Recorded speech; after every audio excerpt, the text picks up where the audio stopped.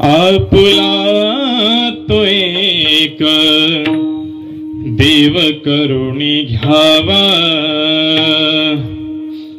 आपुला तो एक देव करुणी घ्यावा, तेने विन जीवा सुख नोहे, एरती माई के दुःखाची जनिती, नाही आदि अंती अवसानी, अविनाश करी आपुलिया ऐसे, लावे मना पिसे गोविंदाचे,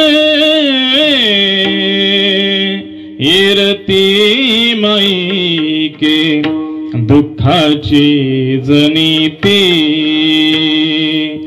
नाही आदि अंती अवसानी, तुका मने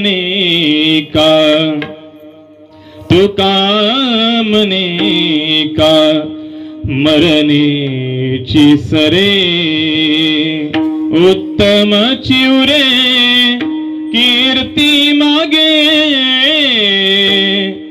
उत्तम चिवरे कीर्ती मागे, इरती माई के दुःखाची जनिती, नाही आदि अंती अवसानी, नाही आदि अंती अवसानी। महायोग पीठे तटे भीमरथा, वरं पुंडरीकाय दातुं मुनीन्द्रैः, समागत्य तिष्ठन्तमानन्दकन्दं परब्रह्मलिङ्गं भजे पाण्डुरङ्गं, पाण्डुरङ्गाकरो प्रथम नमः,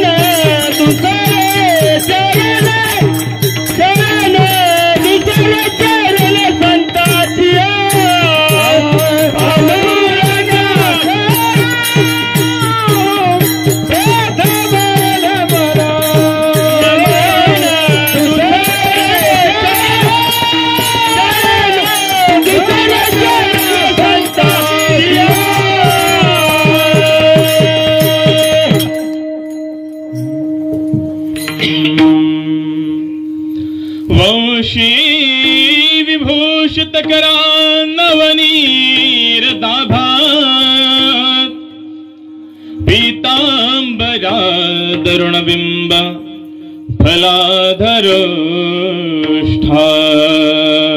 पूर्णेन्दु सुंदर मुखादरविंद नेत्रा कृष्णात् परं किमपि तत्त्वमहं न जाने। ध्येयं सदा परिभवाग्न माभीष्टदोहम् तीर्थास्पदं शिवविरिञ्चि नूतं शरण्यम् भृत्यारतिहं प्रणतपालभवाब्धिपोतं वन्दे महापुरुषते चरणारविन्दम् सर्वभूतदयाधार महेतुकी कृपाकरं ज्ञानदानाखिल श्रेष्ठं ज्ञानदेवं नतोऽस्म्यहम् जयांचे केलिया स्मरण होय सकल विद्यांचे अधिकरण तेची वंदू श्री चरण श्री गुरूंचे ते नमस्कारो नियाता जय जय श्री राधारमण जय जय नवल किशोर जय गोपी चितचोर प्रभु जय जय माखन चोर विठ्ठल विठ्ठल विठ्ठल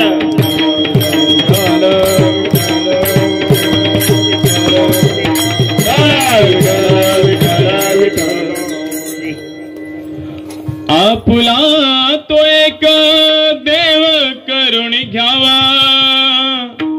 तेने विण जीवा सुख नोहे हेरती माई के दुःखाची जनिती नाही आदि अंती अवसानी अकारण करुणा वरुणालय अखिल रसामृत विग्रह अचिंत्य ऐश्वर्यशाली अखंड अनंत आनंद सिंधू परमात्म्याच्या अहेतुकी कृपेने होत असलेला हा हरिनाम संकीर्तन सोहळा कार्यक्रमाचं निमित्त सर्व ज्ञात आहे तरी देखील त्याचा उल्लेख करणं हे क्रमप्राप्त आहे। विगत वर्षी आदरणीय वैकुंठवासी इंद्राबाई रघुनाथजी केंद्रे यांचं निधन झालं। या घटनेला 1 वर्ष ओलांडून गेलं आणि उद्याच्या दिवशी असणारा वर्ष श्राद्धाचा कार्यक्रम आहे, पुण्यस्मरणाचा कार्यक्रम आहे।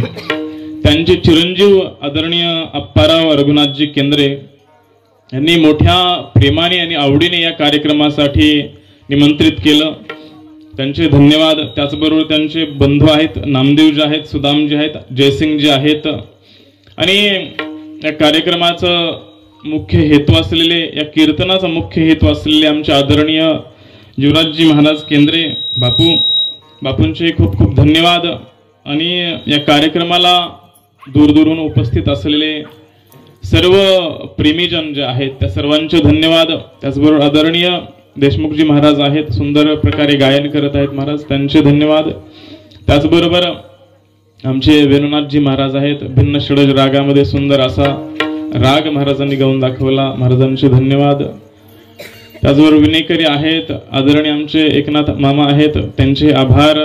आणि काय नाव घोरपडे महाराज आहेत, आणखी पवार महाराज आहेत, मुळी महाराज आहेत, त्यांचे धन्यवाद। त्याचबरोबर सर्व ज्येष्ठांचे आणि ज्यांच्याशिवाय हा कार्यक्रम पूर्ण होणार नाही असे आमचे आदरणीय केंद्रे महाराज पखवाजावर इंद्रू वादीन मृदंगम अशा प्रकारे बसलेले आहेत, त्यांचे देखील धन्यवाद। आणि कार्यक्रमाला प्रारंभ। विठ्ठल विठ्ठल विठ्ठल विठ्ठल विठ्ठल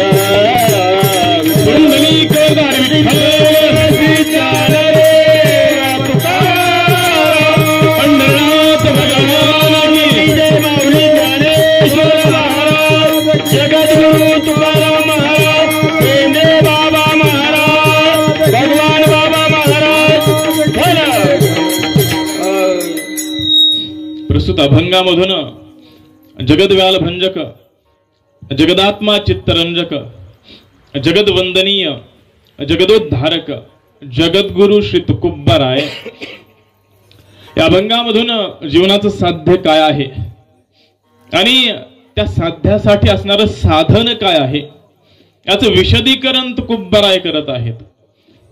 सुख मिळवण्यासाठी काय केलं पाहिजे आणि दुःख कशाने मिळतं याची मीमांसा या अभंगामधून जगद्गुरु तुकोबराय करत आहेत. उपदेश पर प्रकरणामधील असणारा हा सुंदर असा अभंग जीवनाला एक मार्गदर्शन करणारा सुंदर असा 4 चरणांचा अभंग सेवेसाठी घेतलेला आहे. विठ्ठल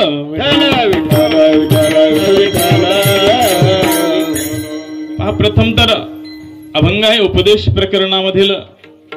वाचस्पती मिश्रांनी भामती या ग्रंथामध्ये कथनाचे 4 प्रकार सांगितलेले आहेत. त्यापैकी 2 मुख्य आहेत, एक आज्ञा आणि दुसरा उपदेश. पहा दोन्हीमध्ये साम्य आहे. आज्ञा ही मोठ्याने लहानाला केली जाते आणि उपदेश सुद्धा मोठ्याने लहानाला केला जातो.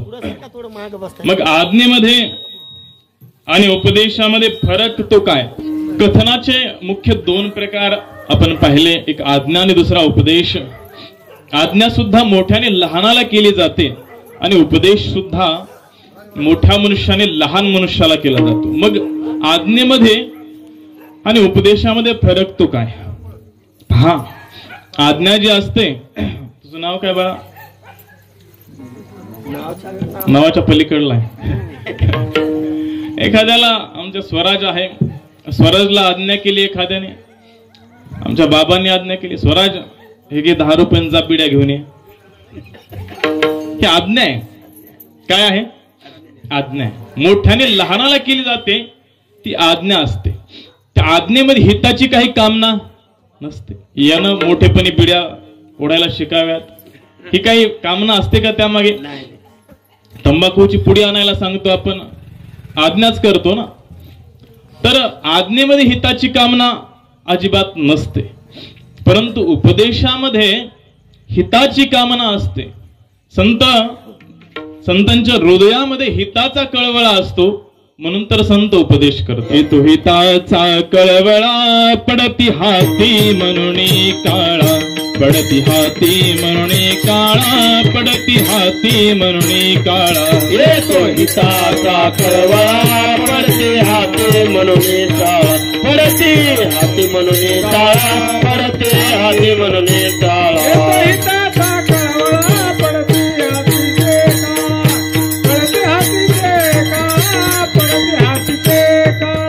येतो हिताचा कळवळा पडते हाती म्हणून काळा, पडते हाती म्हणून काळा, पडते हाती म्हणून काळा.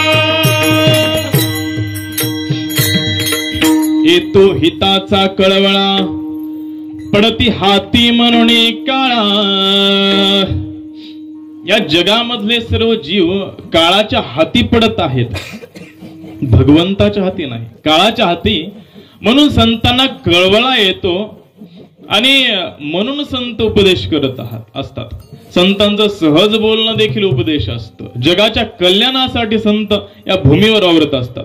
जगाच्या कल्याणा संतांच्या विभूती, देह कष्टवीती परोपकारे, देह कष्टवीती परोपकारे.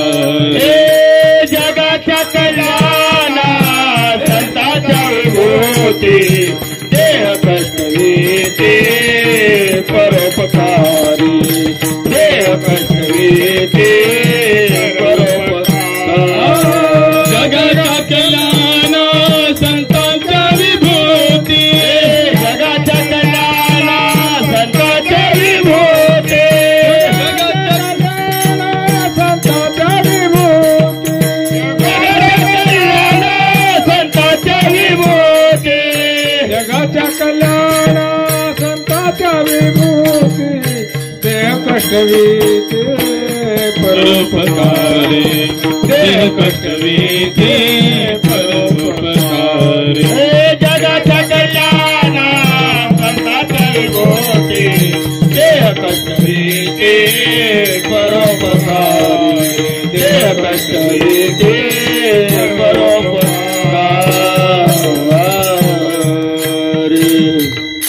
जगाच्या कल्याणा संतांच्या विभूती, देह कष्टविती परोपकारे. सहज बोलणे हित उपदेश, करुणी सायास शिकविती. संत जगाच्या कल्याणासाठी वावरत असतात. संत एकतर बोलतच नाहीत. व्यर्थ गप्पा संतांच्या नसतातच. राजकीय सांसारिक क्षेत्राच्या गप्पा संतांच्या नसतात. बरं, जगाबद्दल जर संत बोलायला लागले तर जगाच्या कल्याणाच्या कामनेने संत बोलत असतात. एरवी बोलतच नाहीत संत. आणि बोलले तरी सहज बोलणं सुद्धा हिताचं असतं. सहज बोलणं सुद्धा उपदेश असतो. विठ्ठल विठ्ठल.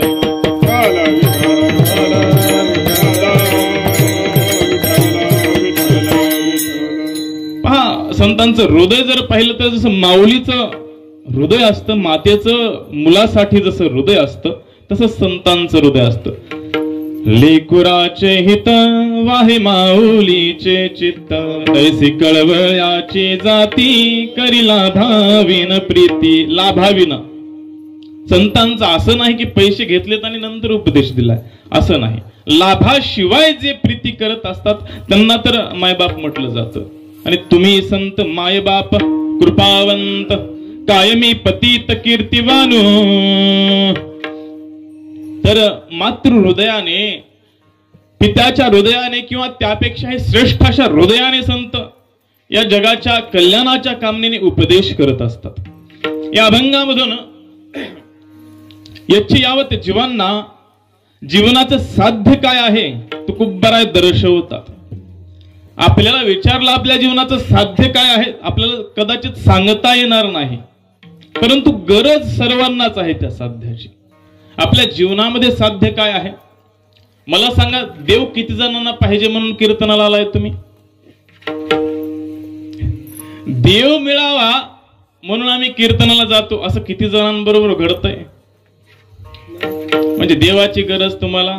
देव न लगे, देव न लगे. तर खूप बरं आहे. तर घरोघरी गेले, देव घ्या कुणी, देव घ्या कुणी. जसं सुया पिना टिकल्या म्हणत त्या बाया हिंडतात. तर खूप बरं आहे. देव घ्या कुणी, देव घ्या कुणी म्हणू लागले घरोघर जाऊन. लोक सांगू लागले देव न लगे, देव न लगे. महाराज मला देव लागत नाही, देवाची गरजच नाही. मग कशाची गरज आहे तुम्हाला? सुखाची गरज आहे का? सुखाची मात्र सगळ्यांना गरज आहे. देव मिळो अगर नाही मिळो, परंतु सुख मात्र मिळलंच पाहिजे, पाहिजेच पाहिजे. तर महर्षी वेदव्यास आपल्या महाभारताच्या शांती पर्वामध्ये सांगतात, सुखस्यानंतरम दुःखम, दुःखस्यानंतरम सुखम, सुख दुःखे मनुष्यानां चक्रवत परिवर्ततः. या जीवनामध्ये सुखाच्या नंतर दुःख येतं आणि दुःखाच्या नंतर सुख येतं.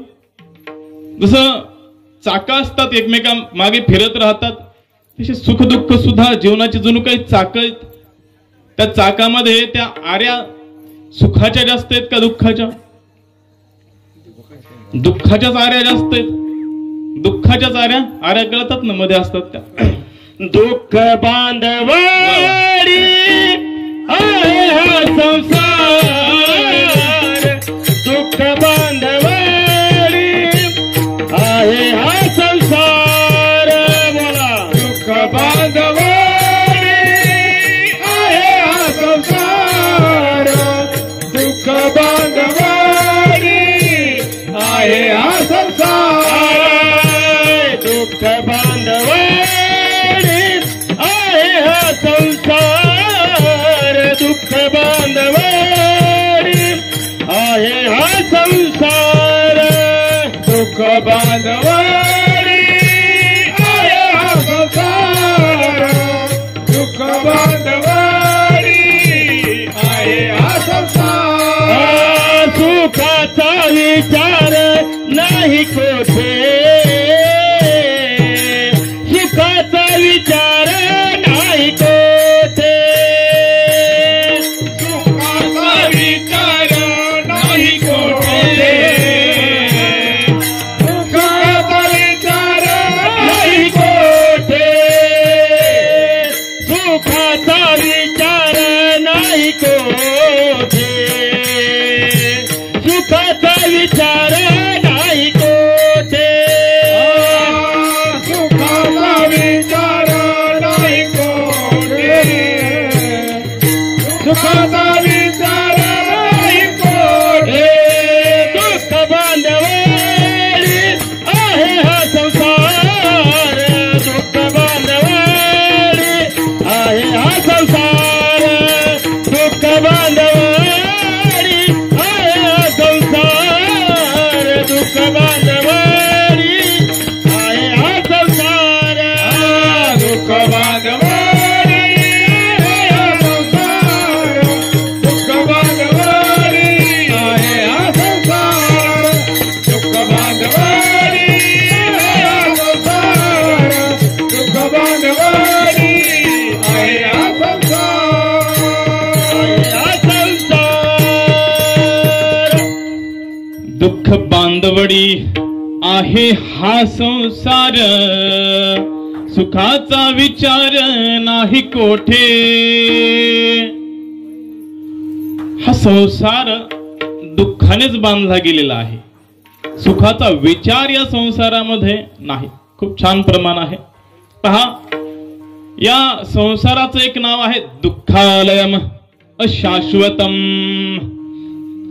हे समजण्यासाठी भोजनालय भोजनालय म्हणजे समजतं ना आपल्याला ज्ञानेश्वरी घ्यायची आहे आणि आपण भोजनालयामध्ये गेलो जमेल का हा मातांनो ज्ञानेश्वरी माहितीये ना हरिपाठ माहितीये ना हरिपाठ घ्यायचा आणि आपण भोजनालयामध्ये गेलो मागितलं आचार्याला द्या हरिपाठ मिळेल का हरिपाठ हा नाही बरं समोसा खावासा वाटला वाटतो ना कधी कधी समोसा खावासा वाटला आणि गेलोत ग्रंथालयामध्ये द्या समोसा मिळेल का तिथे समोसा मिळेल का त्या ग्रंथालयामध्ये समासाचं पुस्तक एखादं मिळेल परंतु समोसा काही मिळणार नाही त्या ग्रंथालयामध्ये तुम्हाला समोसा मिळणार नाही आणि भोजनालयामध्ये ज्ञानेश्वरी मिळणार नाही तसं हे आहे दुःखालय हे जगत आहे दुःखालय मग शाश्वतम भगवंतांचा ठसा आहे या संसारावर दुःखालय आहे म्हणून दुःखाचं घर आहे बरं दुःखाचं घर जे आहे तिथे सुख मिळेल का नाही ना आपल्याला मिरच्या घ्यायच्यात आणि आपण गेलो स्वीट होम मध्ये मिळतील का मिरच्या स्वीट होम मध्ये बरं पेढे घ्यायचेत आणि मिरचीच्या दुकानात गेलो तिथं काय मिळेल वेगवेगळ्या प्रकारच्या मिरच्या मिळतात लवंगी वगैरे कुठले प्रकार आहेत ते सगळ्या प्रकारच्या मिरच्या तिथे मिळतील मग जे पाहिजे त्याच्याच दुकानात जावं लागेल हे संसार दुःखाचं दुकान आहे दुःखाचं घर आहे संसार मग इथे सुख मिळेल का दुःख बांधवडी आहे हा संसार सुखाचा विचार नाही कोठे महाराज कधी कधी सुख वाटतं ना थोडंफार बरं किती आहे मोजून सुद्धा सांगितलं संतांनी सुख पाहता जवा पाडे दुःख पर्वताये वढे दुःख पर्वताये वढे दुःख पर्वताये वढे सुख पाहता जवा पाडे दुःख पर्वताये वढे दुःख पर्वताये वढे दुःख पर्वताये वढे सुख पाहता जवा पाडे दुःख पर्वताये वढे दुःख पर्वताये वढे दुःख पर्वताये वढे सुख पाहता जवा पाडे दुःख पर्वताये वढे दुःख पर्वताये वढे दुःख पर्वताये वढे सुख पाहता जवा पाडे दुःख पर्वताये वढे जव पाहिलं ना जव म्हणजे जवस नाही बरं जवस तरी पाहिलं ना जवसा एवढं समजा जवसा एवढं मोहरी एवढं सुख आपल्या जीवनात आहे आणि दुःख मात्र पर्वता एवढं विशाल संतांनी मोजमाप सुद्धा करून सांगितलं पहा घोंगडी असते आज घोंगड्या कमी झाल्यात घोंगड्यांमध्ये कुठले धागे जास्त असतात काळे असतात की लाल काळे तसं जीवनामध्ये सुख जास्त असतं का दुःख दुःखच ना प्रत्येकाचा अनुभव आहे ना कोणाला सुख म्हणायचंय का कोणाला सुख म्हणायचं असलं तरी यापुढे मला सांगा उपाय तर सुख मिळवण्यासाठीच तर खूप बरा सांगतायत मीमांसा करतायत मीमांसा म्हणजे पवित्र विचार या भंगांमधून न भंग इति अभंग कितीही चिंतन करा त्या अभंगावर. प्रसाद आहेत खरे, खरे प्रसाद आहेत संतांचे हे. विठ्ठल विठ्ठल विठ्ठल विठ्ठल विठ्ठल विठ्ठल विठ्ठल. बरं विचारलं तुम्हाला सुख म्हणजे काय, दुःख म्हणजे काय सांगता येईल का? न्याय दर्शनकार सांगतात सुखाची व्याख्या, दुःखाची परिभाषा, सुखाची परिभाषा करतात. सुख म्हणजे काय? अनुकूल वेदनीयम सुखम. जे हवस वाटतं, जे अनुकूल वाटतं त्याला काय म्हणायचं? सुख म्हणायचं. आपल्याला एखादी गटार पाहिल्यानंतर काय होतं? काय होतं? सुख होतं का? खेसन येते म्हणजे दुःख होतं. परंतु एखाद्या डुकराला अनुकूल वाटतं ना, हवस वाटतं, मग त्याला तिथं सुख वाटतं. म्हणजे ज्याला जे अनुकूल वाटतं त्याच्यामध्ये सुख मिळतं. आणि प्रतिकूल वेदनीयम दुःखम. जे प्रतिकूल वाटतं, जे नकोस वाटतं, जे नकोस वाटतं. आता जवळपास कोणी असतील कीर्तनाचा आवाज ऐकून सुद्धा आले नाहीत, म्हणजे त्यांना काय कीर्तनाने काय होतं? दुःख होतं. तर जे नकोस वाटतं त्याला म्हणायचं दुःख. सांख्य दर्शनामध्ये विचार केला गेलेला आहे, दुःख त्रयाभिघाता जिज्ञासा तदपघातके हेत दृष्टेसा पार्थाचे नैकांतो अत्यंत तो अभावा. सांख्य कारिकांमध्ये पहिलीच कारिका आहे, दुःखापासूनच सुरुवात आहे त्याची. दुःखाचे 3 प्रकार केले गेलेले आहेत. आध्यात्मिक दुःख, आधी भौतिक दुःख आणि आधी दैविक दुःख. आध्यात्मिक दुःख म्हणजे काय? तर शरीरम मनश्च अधिकृत्य प्रवर्तमानम यद दुःखम तद आध्यात्मिकम दुःखम. एक शारीरिक दुःख आहे आणि एक मानसिक दुःख आहे. आध्यात्मिक दुःखाचे 2 प्रकार. शारीरिक दुःख म्हणजे पहा, वात पित्त श्लेष्म म्हणजे कफ यांच्या वैषम्य निमित्ताने 148 प्रकारचे रोग होतात. वात जर शरीरामध्ये अनबॅलन्स्ड म्हणजे विषम जर झाला तर 80 प्रकारचे रोग होतात. पित्त जर विषम झालं शरीरामध्ये 40 प्रकारचे रोग होतात. आणि कफाचं जर वैषम्य शरीरामध्ये निर्माण झालं तर 28 प्रकारचे, अर्थात एकूण 148 प्रकारचे रोग होतात. शारीरिक दुःख काय काय रोग निघालेले आहेत नवीन नवीन. 30 वर्षापूर्वी बीपी होता का कोणाला? शुगर होती का कोणाला? शुगर, मधुमेह याला तर राजरोग म्हटलेला आहे. राजांचा रोग होता. आता घरोघर राजे झालेत. शुगर आणि बीपी घरोघर 1 ना 2 पेशंट आहेत, गोळ्या चालूच आहेत. कोणाला भेटले का परमनंट सोल्युशन? जिज्ञासा आहे महाराज दुःखाचा नाश करण्याची. आमच्या मनामध्ये नाश करायचा आहे दुःखाचा. उपाय सुद्धा आम्ही करतो. उपाय करून देखील दुःख आमच्या जीवनातलं संपत नाही. गुडघे दुखी मिळालंय का कुणाला औषध? मी सांगू का? सांगा म्हणल्यावर सगळेच म्हणतील ना सांगा. लगेच औषध मागायला बसतील. सापडलंय का कोणाला? नाही ना. प्रयत्न केले असतील ना. काही जणांनी लाखो रुपये घातले. कुणी राजस्थानला, कुणी गुजरातला, कुणी आंध्र प्रदेशला, लांब पर्यंत जाऊन आला गुडघ्यांसाठी. परंतु गुडघे जागच्या जागेवरच. त्याचा काय उपाय नाही. म्हणजे दुःख जाण्यासाठी आपण प्रयत्न तर करतो, परंतु दुःख मात्र जात नाही. कधी थोडस जातं, तात्पुरतं जातं. लौकिक उपायांनी दुःख टेम्पररी तात्पुरतं जाताना दिसतं, परंतु लगेच परत आलेलं दिसतं. म्हणून शारीरिक आध्यात्मिक दुःख मनुष्याच्या जीवनामध्ये आहे. दुसरं दुःख आहे मानसिक दुःख. आध्यात्मिक दुःख, मानसिक आध्यात्मिक दुःख. आता मनामध्ये पीडा आहे, चिंता आहे, टेन्शन आहे. आजच्या जमान्यामध्ये तर टेन्शन फ्री कोणीच नाही. कोई तन दुखी, कोई मन दुखी, कोई धन बिन रहत उदास, थोड़े थोड़े सब दुखी पर सुखी राम के दास. कुणाचं शरीर दुखत आहे, कुणाचं मन दुखत आहे, अर्थात टेन्शन आहे.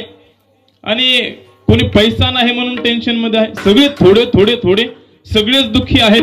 बरं, काही चिंता असली, काही टेन्शन जर आलं, आपण उपाय करतो ना टेन्शन जाण्यासाठी. करतो ना. मस्त दारू पिऊन कुठेतरी लोळत पडतो, करतो ना उपाय. तात्पुरतं बरं वाटतं, परंतु सकाळी उठल्यानंतर कळतं गटारात पडलो, मग तिथून उचलून आणावं लागतं. तर मानसिक दुःख सुद्धा काही केल्या जाणार नाही. आधी भौतिक दुःख, दुसरा जो प्रकार केला आहे आधी भौतिक दुःख, सर्प व्याघ्र चोराधिकांनी झालेलं दुःख आहे आधी भौतिक दुःख. सापापासून वाचण्यासाठी आपण घरात बसू, वाघापासून वाचण्यासाठी घरात बसू, घराच्या बाहेर आल्यानंतर काय तर साप वाघ. चोरांपासून वाचण्यासाठी एखाद्याला भरपूर पीक आलं, 8-10 लाखांचं पीक आलं, घरात पैसे ठेवून दिले आणि पैसे ठेवल्यानंतर गावात चोरांचा सुळसुळाट सुरू झाला. मग काय करावं? पैसे घेतले आणि पतपेढीमध्ये टाकले. 8 लाख रुपये पतपेढीमध्ये टाकले. दुःखातून सुटण्याचा उपाय तर केलता ना महाराज, ती पतपेढीच बंद पडली. माहिती ना तुम्हाला ज्ञान राधा काय बंद पडलेली. जवळच्या माणसांचे पैसे 8-8 लाख रुपये टाकले महाराज, गेले. ते कशासाठी टाकले होते? सुखासाठी. कशासाठी? सुखासाठी. परंतु मिळालं काय? दुःख. मनुष्य प्रयत्न करतो सुख मिळवण्यासाठी, परंतु मिळतं मात्र दुःखच. दुःखात उद्विजते जंतु सुखम सर्वाय रुच्यते. मज लागी दुःख व्हावे ऐसे कोणी भाविना जीव. मला दुःख व्हावं असं कोणाला वाटतच नाही, परंतु दुःख जाण्यासाठी जेवढे म्हणून काय उपाय करतो तेवढे सगळे अपयशी ठरतात, तेवढे सगळे व्यर्थ ठरतात. मग सुख ज्यांना मिळालंय त्यांनाच प्रश्न करावा लागेल ना, सुख मिळवण्यासाठी काय करावं लागेल? सुख तर वाटायला बसलेले आहेत. अवघाची संसार सुखाचा करीन, आनंदे भरीन तिन्ही लोक. जेव्हा संतांना विचारलं, जगद्गुरु तुकोबारायांना विचारलं सुख मिळवण्यासाठी तुम्ही काय केलं आणि आम्ही काय करावं, तेव्हा अभंगाच्या पहिल्या चरणामध्ये तुकोबारा उत्तर देतात. एक देवा करणी घ्यावा, आपुला तो एक देवा करणी घ्यावा, आपुला तो एक देवा करणी घ्यावा, आपुला तो एक देवा करणी घ्यावा, आपुला तो एक देवा करणी घ्यावा, आपुला तो एक देवा करणी घ्यावा, आपुला तो एक देवा करणी घ्यावा, आपुला तो एक देवा करणी घ्यावा, आपुला तो एक देवा करणी घ्यावा, आपुला तो एक देवा करणी घ्यावा, आपुला तो एक देवा करणी घ्यावा, आपुला तो एक देवा करणी घ्यावा, आपुला तो एक देवा करणी घ्यावा, आपुला तो एक देवा करणी घ्यावा, आपुला तो एक देवा करणी घ्यावा, आपुला तो एक देवा करणी घ्यावा. तेने बिना जीवा सुख नोहे, तेने बिना जीवा सुख नोहे, ओ तेने बिना जीवा सुख नोहे, सुख नोहे. येरती माईका दुःखाची जनाची, येरती माईका दुःखाची जनाची, येरती माईका दुःखाची जनाची, येरती माईका दुःखाची जनाची. तेने बिना जीवा सुख नोहे, तेने बिना जीवा सुख नोहे, तेने बिना सुख नोहे, सुख नोहे. येरती माईका दुःखाची गणगणते, येरती माईका दुःखाची गणगणते, येरती माईका दुःखाची गणगणते, येरती माईका दुःखाची गणगणते. आपुला